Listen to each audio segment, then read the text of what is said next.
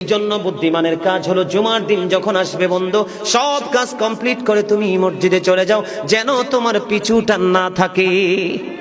বলে কেন?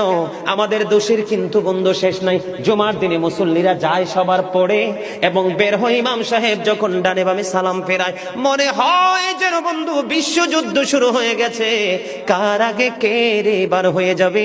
অথচ আমার নবীর আদর্শ নিয়ে আমি আজকে ওয়াজ করছি বন্ধু। Disturb, don't disturb me. তোমরা আমি বললে আওয়াজ দিবে, নয়তো চুপ করে আলোচনা শুনবে, কারণ আজকের সময় অত্যন্ত গুরুত্বপূর্ণ। কারণ আমি যদি 5 মিনিট সময় পাই, একটা হাদিস শোনাতে পারবো। হয়তো বা এই একটা হাদিসে আপনাদের কারো না কারো হৃদয়ে ছুঁয়ে যেতে পারে, আর এটাই আপনার জীবনের জন্য, হেদায়েতের জন্য যথেষ্ট হতে পারে।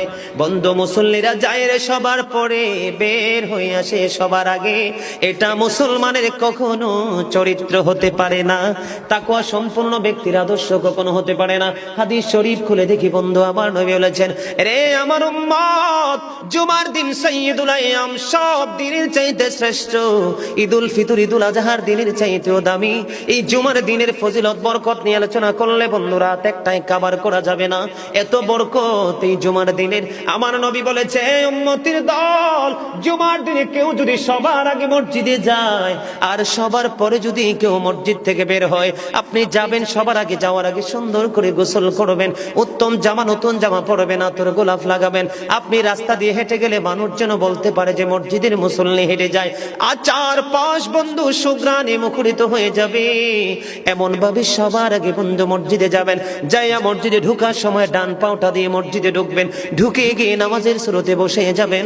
বসে যখন আপনি আল্লাহর ইবাদত করতে করতে করতে করতে সব মুসল্লি বন্ধু বের হয়ে যাচ্ছে, আপনারা তাড়াহুড়া করার দরকার নেই, কারণ মনে রাখতে হবে, আসছি সবাই যেমনি একা একা, আবার যাব একা একা, হিসাবও দিতে হবে একা একা। পৃথিবীর সব মানুষ পর হয়ে গেল আমার কোনো সমস্যা নেই, আমার আল্লাহ এবং নবী আমার আপন হলে আই এম ভেরি সাকসেস। আমার নবী